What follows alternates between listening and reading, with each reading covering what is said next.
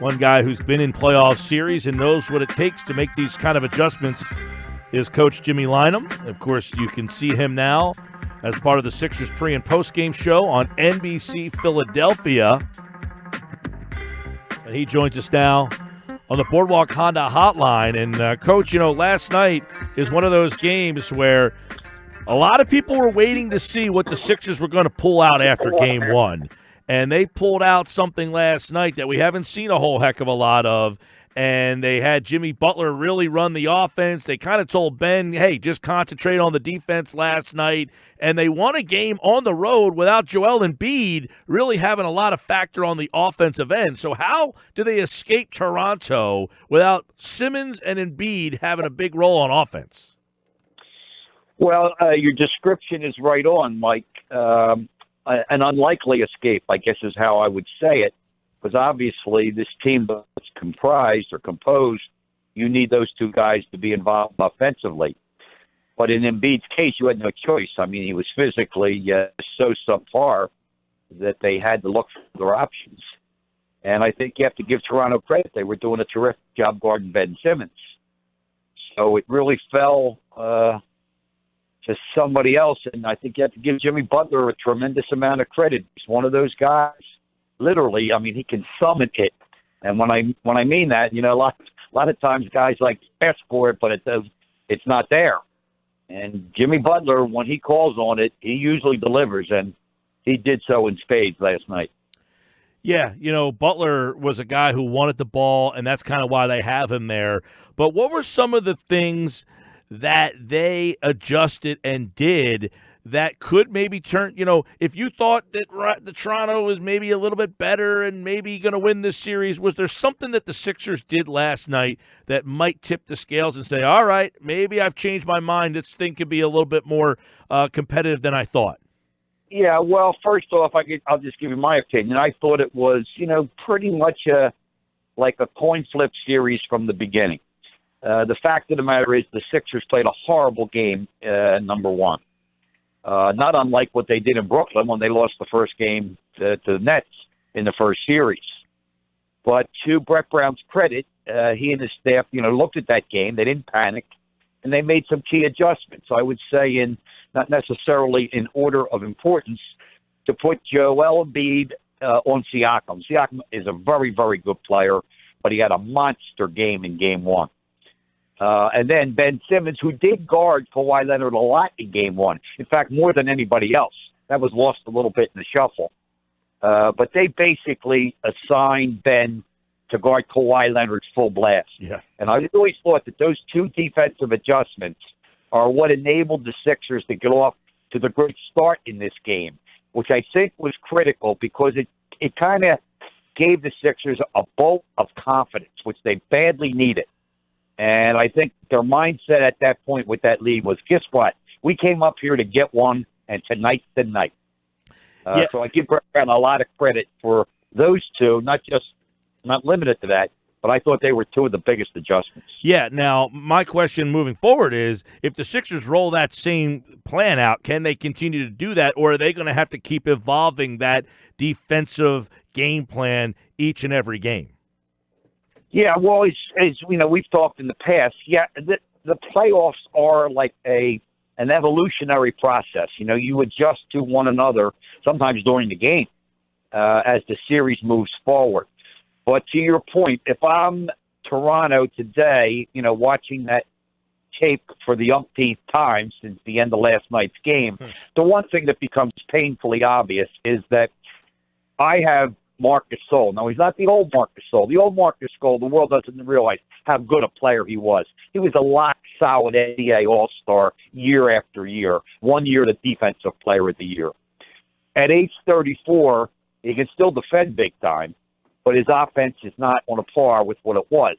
But having said that, the Sixers are getting away for a lot of the time. If Joel is going to guard Siakam, which is a great move, that puts, let's say, Tobias Harris guarding Gasol. And somehow you have to take a look at that matchup and say, can't we exploit that? Gasol is a massive guy. Get him down on the post. We need a couple buckets from him. We can have him distribute down there because he's a great passer. And, maybe even the Sixers opt to double team once in a while. We can play out of the double. So I think that would be the first thing offensively that Toronto looks to do to counter what the Sixers did in this game, too. Coach Jimmy Lynam is with us here on the Boardwalk Honda Hotline. The Sixers win last night. And, Joel Embiid, now, was that a case of him just not feeling well or him just not his night or him deferring? Because you have to imagine that he's going to be more involved in this offensively moving forward. Oh, no. Believe me, he was very, very subpar physically. I mean, Yes. I could just see his eyes. His eyes were glassy. No, he had, like an intestinal stomach kind of virus. I'm not sure the medical term they actually applied to it. But, no, he was nowhere near himself. Now, but let's identify. In game one, I mean, Gasol guarded him as good as he could be guarded. Joel was 5 field goals on 18 attempts in game one, and that was strictly defense by Gasol. And even a little bit, Gasol's backup now, Serge Ibaka off the bench. Again, not the player he used to be in Oklahoma City, but, still a pretty good NBA player. But that was not the case last night. It just is so subpar physically. But let me say this, Mike. It's amazing I've been talking about the special players, and Embiid certainly is one. He was able to summon up, like from within himself, when the lead was cut to 1. He made that drive of 3-point land, 2-dribble drive with his right hand into a spin, and then pump fake. Yeah. Up and under. And Gasol into the stratosphere, makes a spin back and lays it up. Up and under. Nobody in the league today can make that play, and I would challenge anybody. You name me the center touch in the history of this game that can make that play. I'm talking about the greats. Right. James is not making that play. Kareem Abdul-Jabbar is not making that play. Bill Walton's not making that play. I mean, that's how special that was on a night where maybe this guy shouldn't even be playing. Right. When push came to shove, right, he in the biggest moment, he had maybe the biggest basket of the game. I mean, because there were times I thought, Coach, a huge play was when he got triple teamed. And normally he might just fling up some wild shot. He did that in game one, and somehow he got out of that and found Butler. Yeah, how about it? Yeah, he found Butler for a killer 3-point shot for the Sixers. And you're right. That, to me, I'm going to be honest, and I would say this if Joe were on the line with us, that's one of his few Achilles heel. He's not great yet out of the double. He accepted that trap a little too readily. You have to fight that trap. I like to use Charles Barkley as an example. He used to relish getting trapped because that let him attack you two guys cover. Right. By the time Barkley's done with you. But Joe, he accepted it, and he put himself in a precarious position. But to his credit, he kept his poise, and he made a sensational pass and a find to get Jimmy Butler for a key 3-pointer.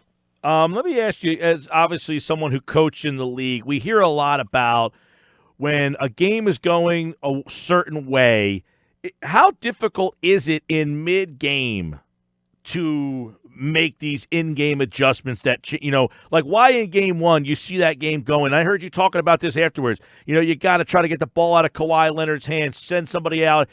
Is it difficult in the middle of a game to just rip up the game plan and say, look, we went in trying to do this, but we got to do this. Let's do this now? To specifically answer your question, is it difficult? Yes. Is it necessary? Yes, again. You must be ready to change gears. And that's the instinct of good coaching, not to panic because the guy made 2 straight field goals, but you're constantly being fed the information. So I reach a point where I say, wait a second, this guy's on his way to 50. And I'm looking at the scoreboard, and we're not going to win this game if we can't cool him off. I mean, it was a 2-man show. Nobody else on Toronto in game one was even participating. So, yes, now it's not like you're going to call a timeout and start saying something to the players they've never heard before. You have schemes to cope with a superstar when he's torching you, and you resort to one of them. And, yeah, I thought that was a mistake in game one, that they weren't ready, to do that. But having said that, the adjustments to game two, just like in the Brooklyn series, I thought they were sensational. I'll give you another one. Putting Greg Monroe into the game. Yeah. I mean, come on. And again, if you heard Brett after the game, he said he almost like made light of it, and he shouldn't have. He said it was like a gut decision. And I think it may have been a gut decision, but you talk about right on target. And I want to be honest, I remember when they got Monroe, we got the information of that signing right before we went on the air. And I kind of I said to them before we were 2 minutes away from airtime. My comment was, for who, for what? Greg Monroe. I mean, I used to like Greg Monroe, but where's he fit in with this team?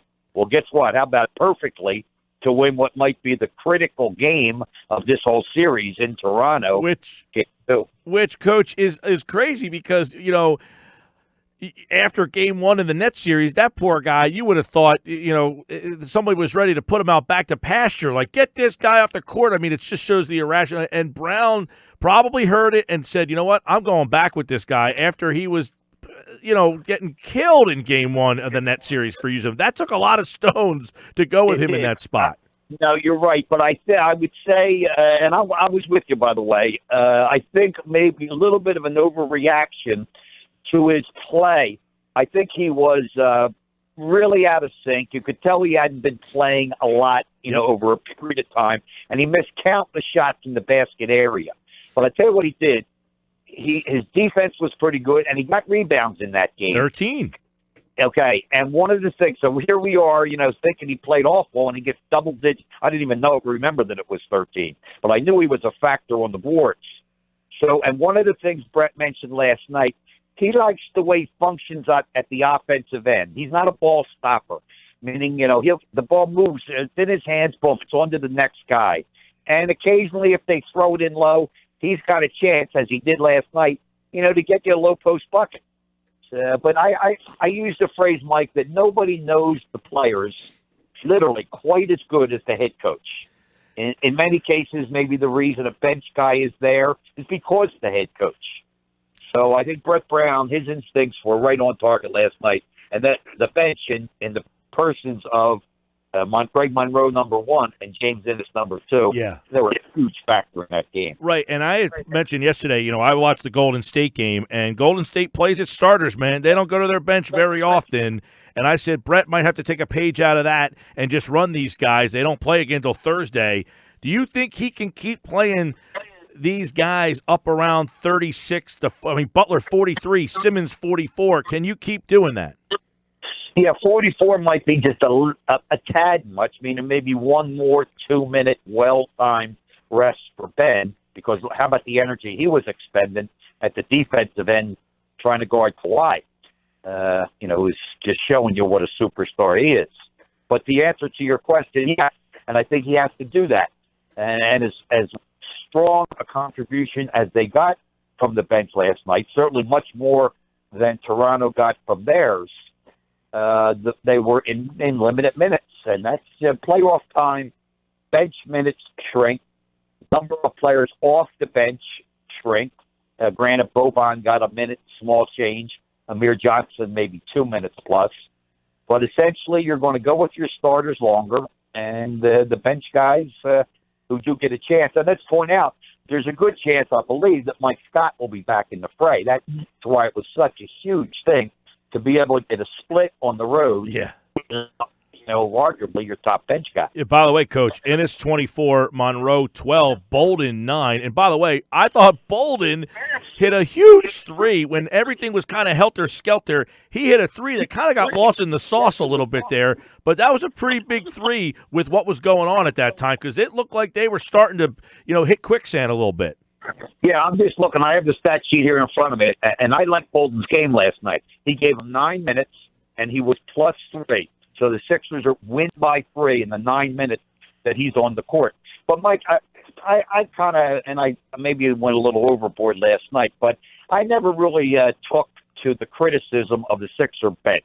I'm not saying it's like one of the top in the league, but the way it's been trashed on occasion annoys me. Yeah. Because the fact of the matter is the following.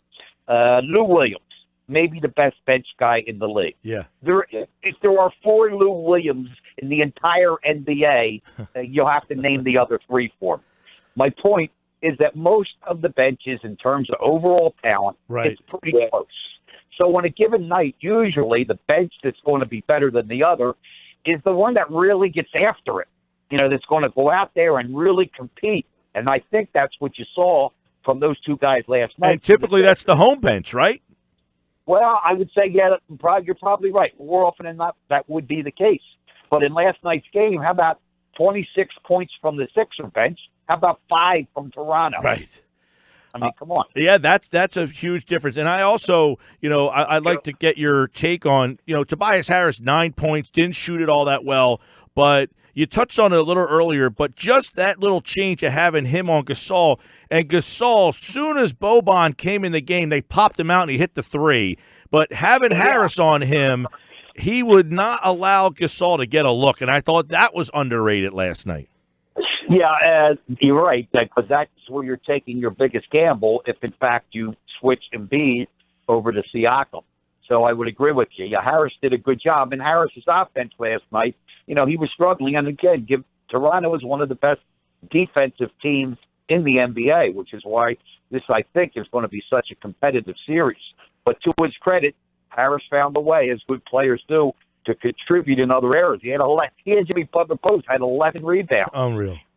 The Sixers were playing terrific defense, and I'll give you that Toronto missed some shots maybe that they normally would make.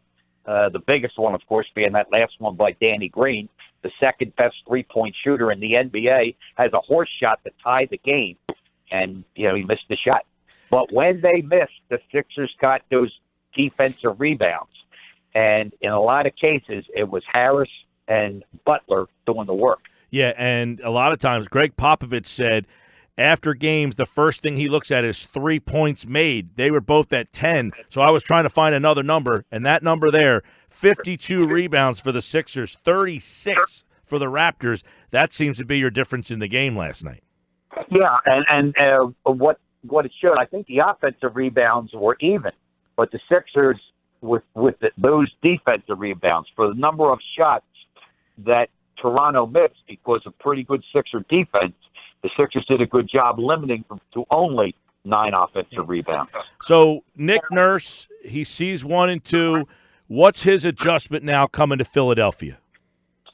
Well, I think he has to look at trying to hurt the Sixers with that matchup where Gasol has that advantage. Now, the problem from Nurse's perspective is that's not how we've been using Gasol. Gasol used to be an 18-point scorer.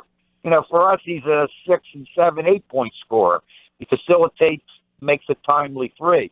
I think he has to take advantage of the fact that he's guarded by a guy who really can't guard him and take him down low. And that would, I don't say that against Tobias Harris. That's just the matchup where the other guy has so much size and strength over you. So it wouldn't matter if you put James Ennis on him, if you put Jonathan Simmons on him. It doesn't matter. It's Embiid or a center-type person is not on him. He's a potential low-post scorer. But I until they prove they can hurt me that way, I would still take the gamble because I would deem it more important to keep Siakam under control. Siakam last night, after going crazy in Game 1, where I think he missed 3 shots. Yeah, 80%. Served me correct. He had 12 for 15. Last night, he was 9 for 25. Is that Embiid? 21 points. I attribute a lot of it to Embiid's defense.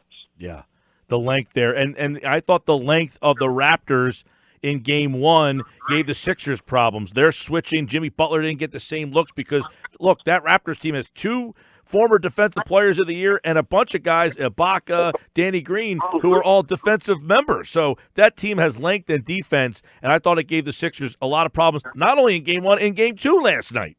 Oh, no question. Well, if you look, I just punched those numbers up this morning.